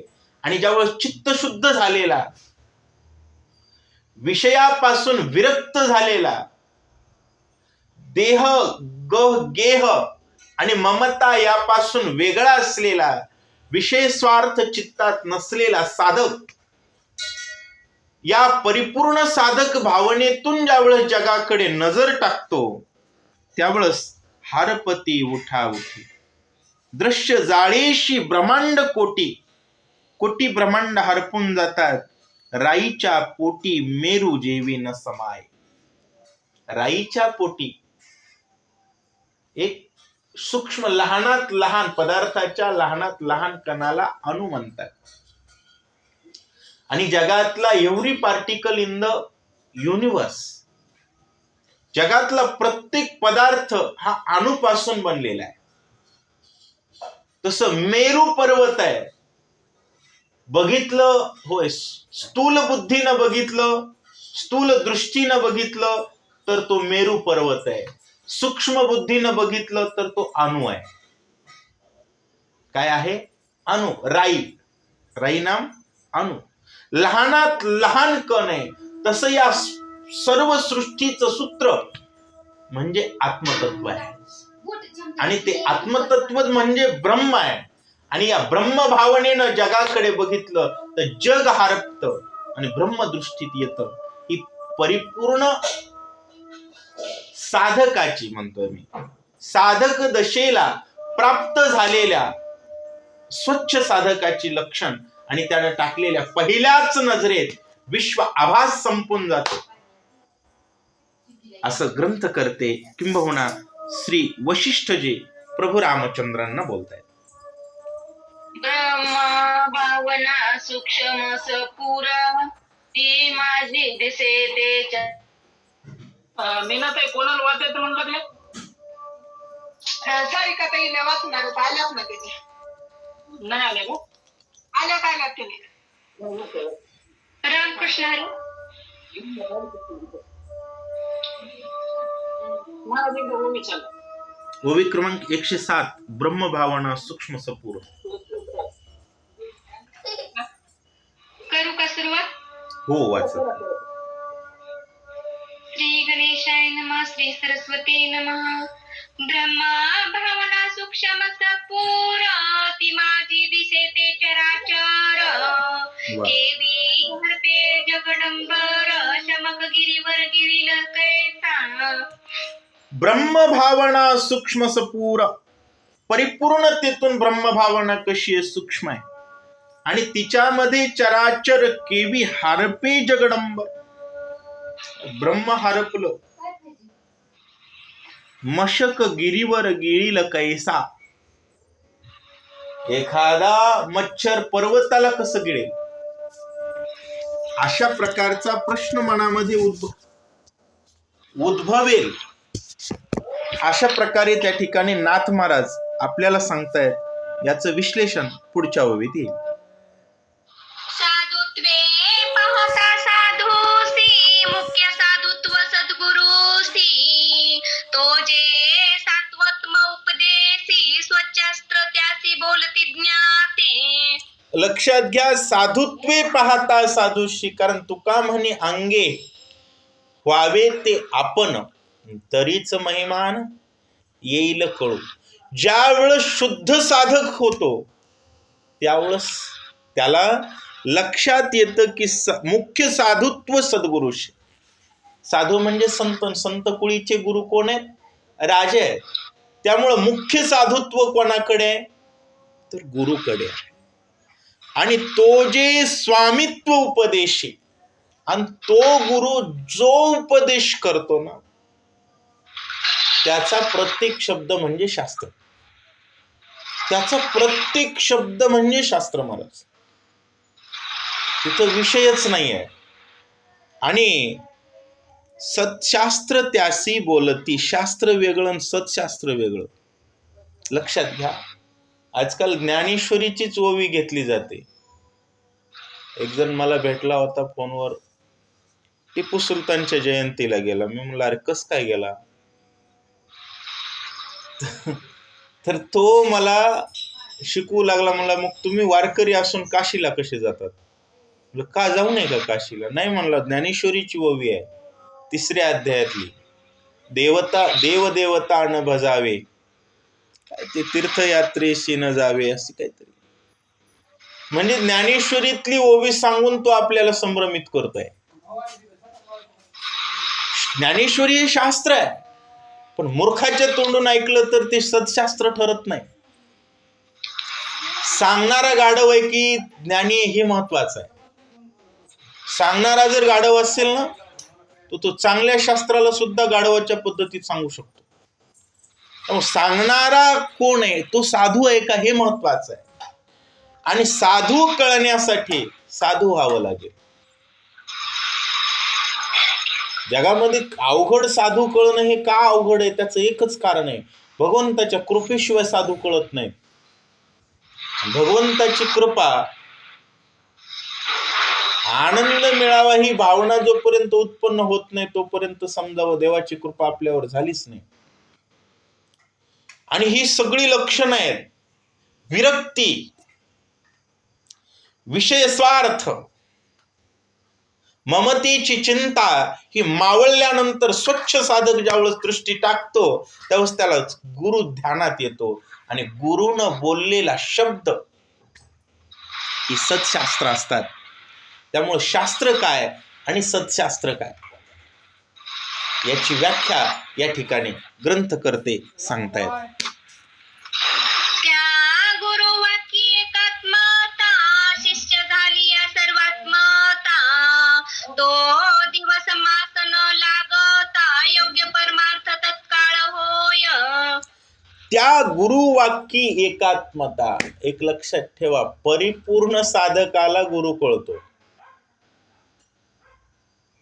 त्यामुळं सगळ्यात मोठं अवघड जर काही असेल ना, तर शिष्य बनणं अवघड आहे.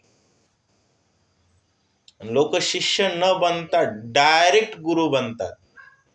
मला सांगा, जिना चढत असताना एक पायरी जर आतमध्ये सोडली आणि वरच्या पायरीवर पाय टाकायचा प्रयत्न केला, पॅन्ट फाटते, तोंड फुटतं, माणूस तोंडावर पडतो.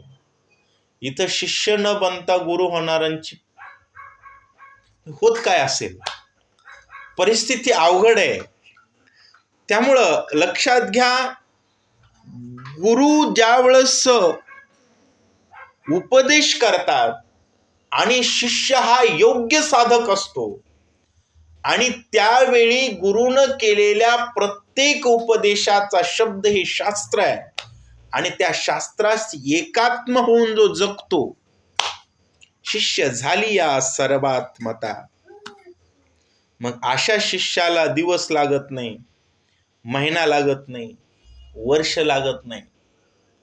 महाराज तुकाराम महाराजांनी एकच उपदेश केला छत्रपतींना, आम्ही तेने सुखी म्हणा विठ्ठल विठ्ठल मुखी.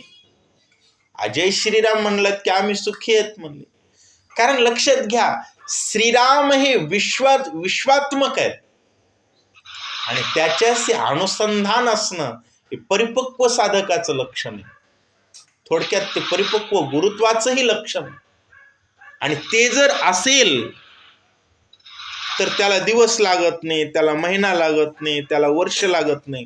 तो जे करेल ते परमार्थ आहे. छत्रपती शिवाजी महाराजांनी जेवढं केलं त्या सगळ्याचं वर्णन आज आपण परमार्थ म्हणून करतो.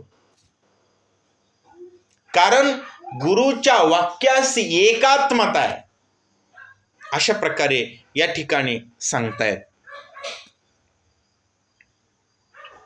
ताई माईक चालू करा.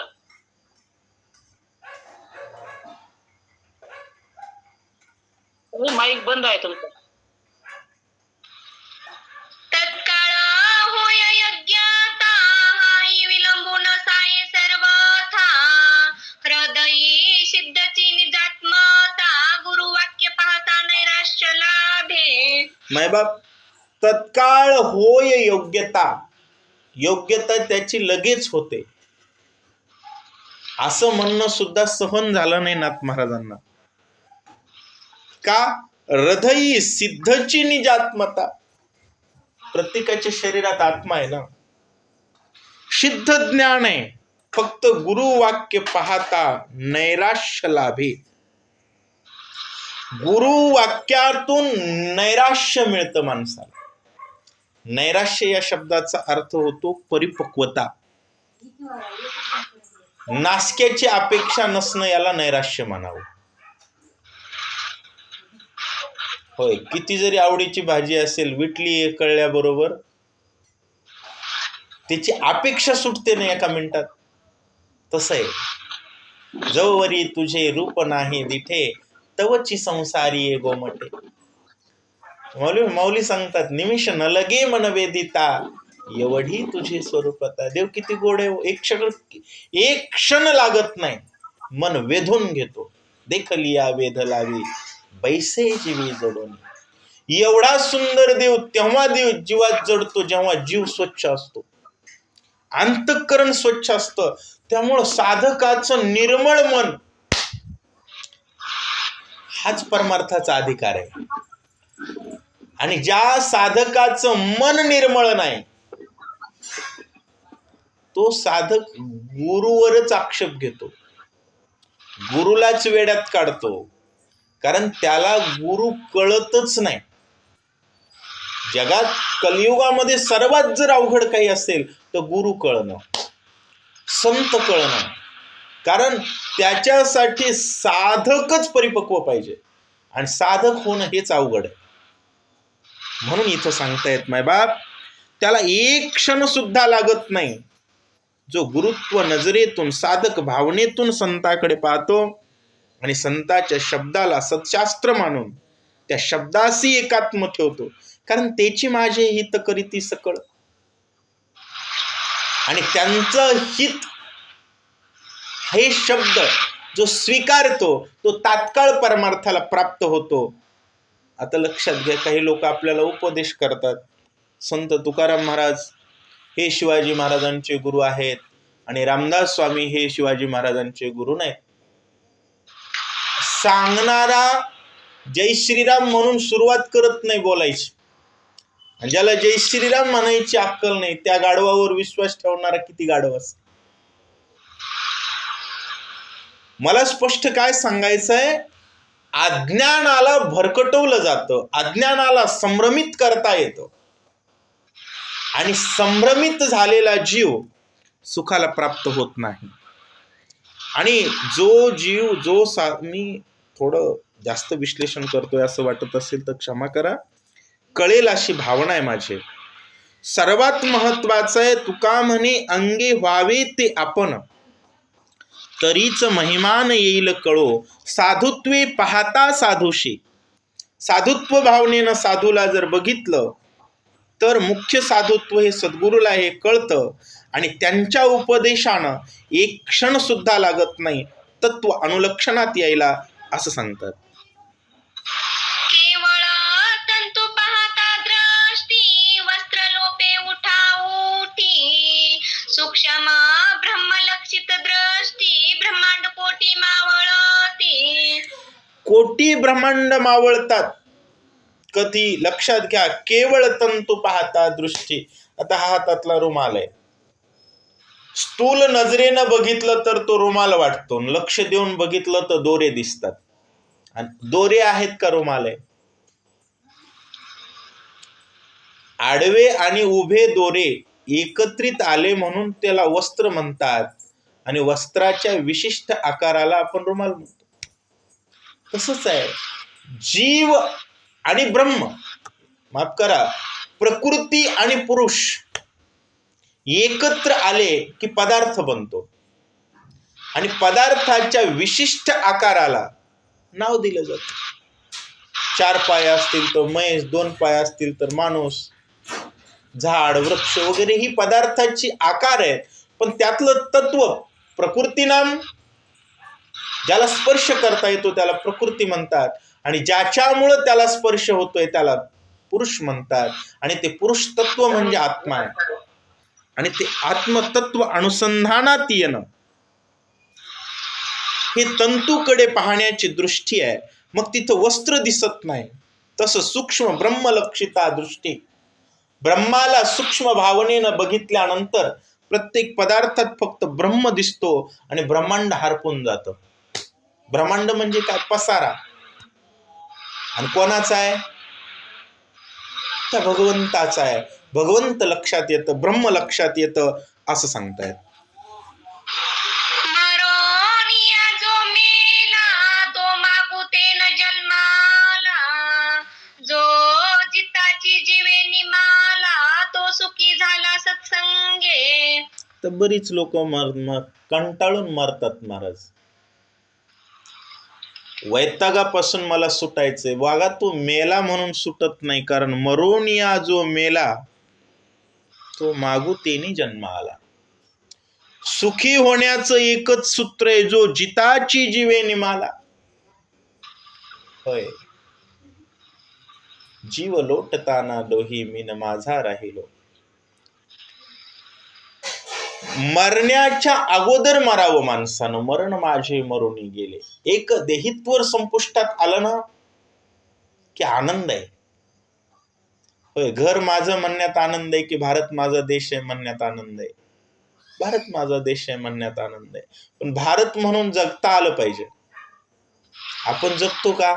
आपला कचरा शेजाऱ्याच्या घरापुढे टाकतो, कारण आपण व्यक्ती म्हणून जगतो आणि व्यक्ती म्हणून मरतो. राष्ट्र, देव, धर्म किंबहुना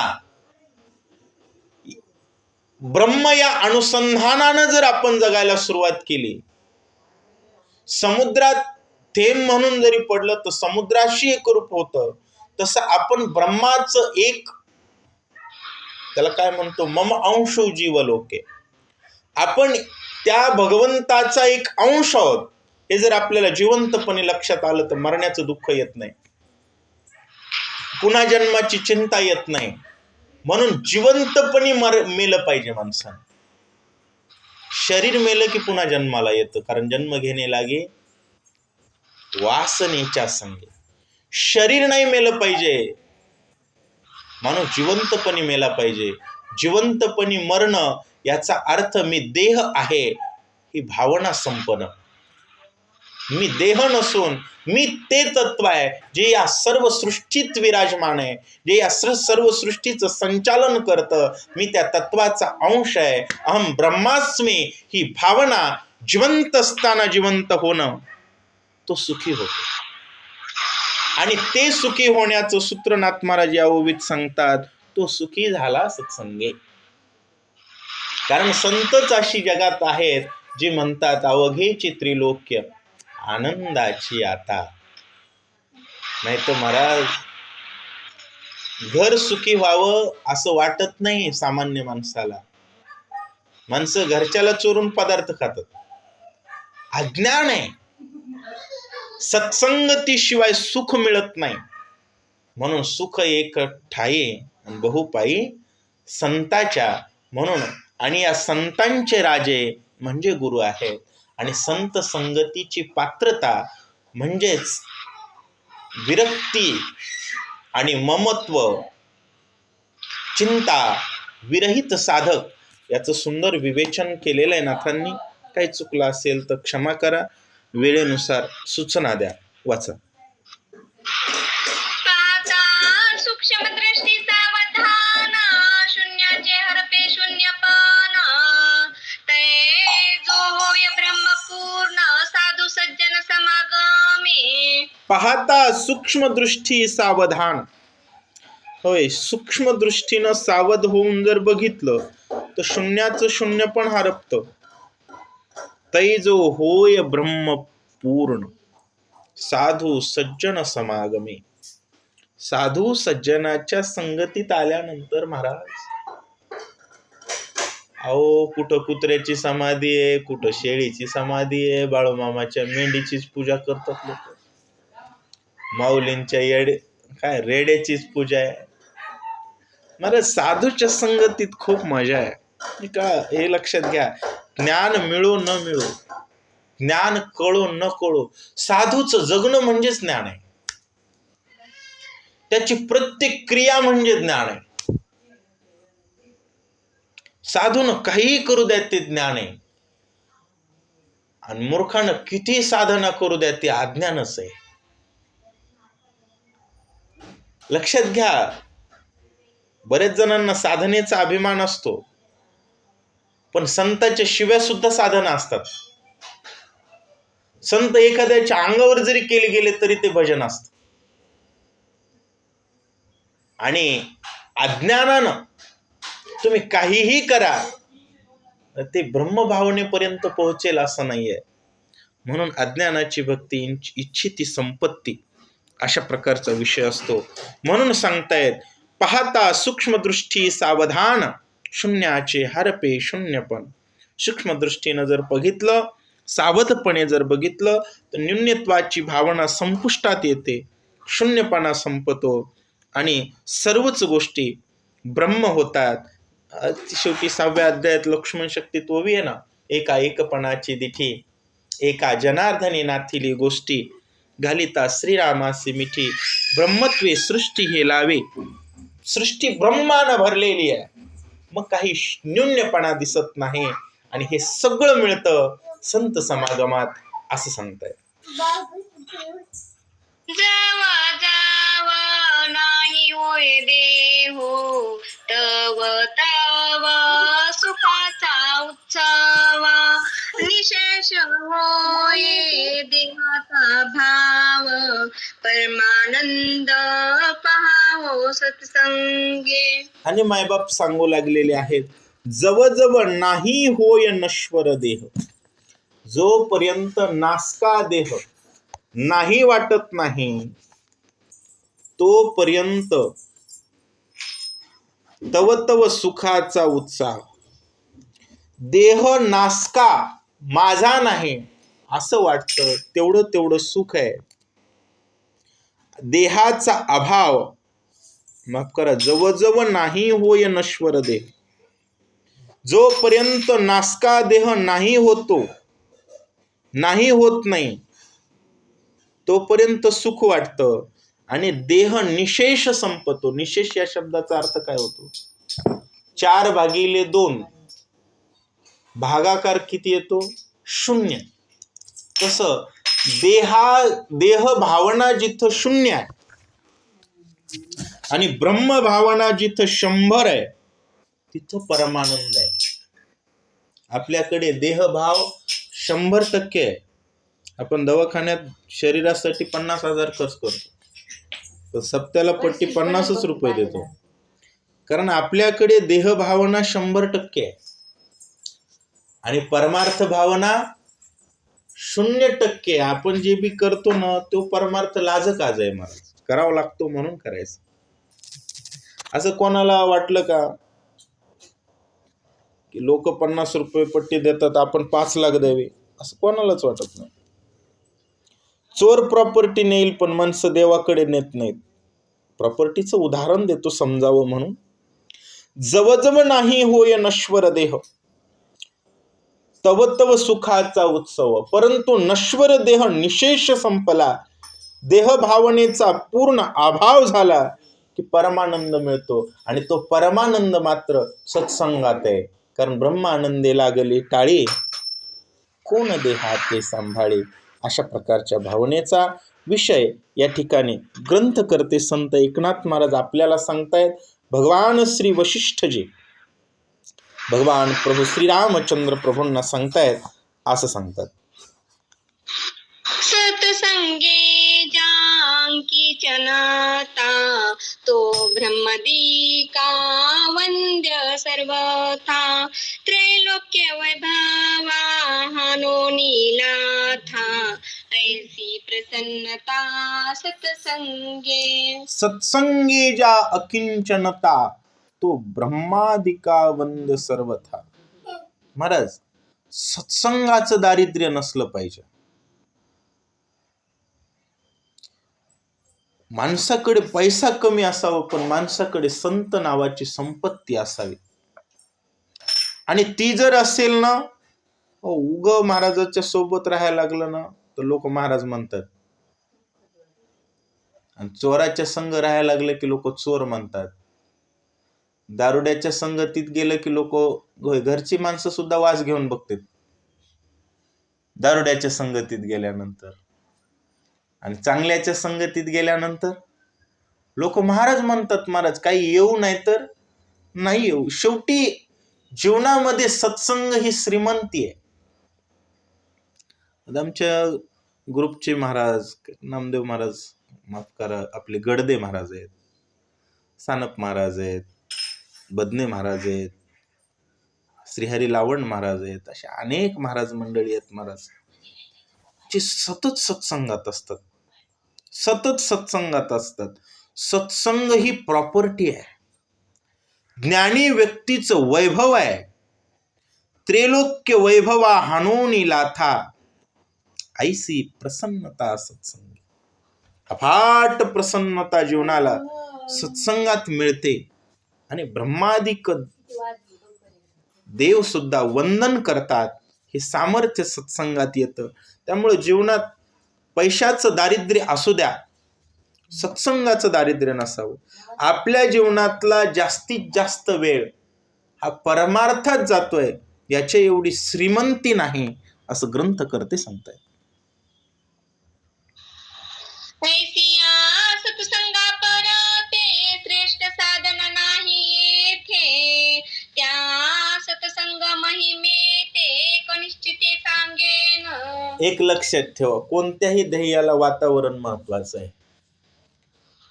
तुम्हाला सोयाबीन पेरायची, पण पाऊस पडायचं वातावरण झालं तर, MPSCतून पोस्ट काढायचे तर पुण्याला जावं लागतं, कारण पुण्यामध्ये काय आहे, वातावरण आहे. तसं राम साधायचं आहे तर राम मिळवणाऱ्यांच्या वातावरणात राहिलं पाहिजे. म्हणून सत्संगाची महिमा ऐसिया सत्संगा परते श्रेष्ठ साधन नाही येत.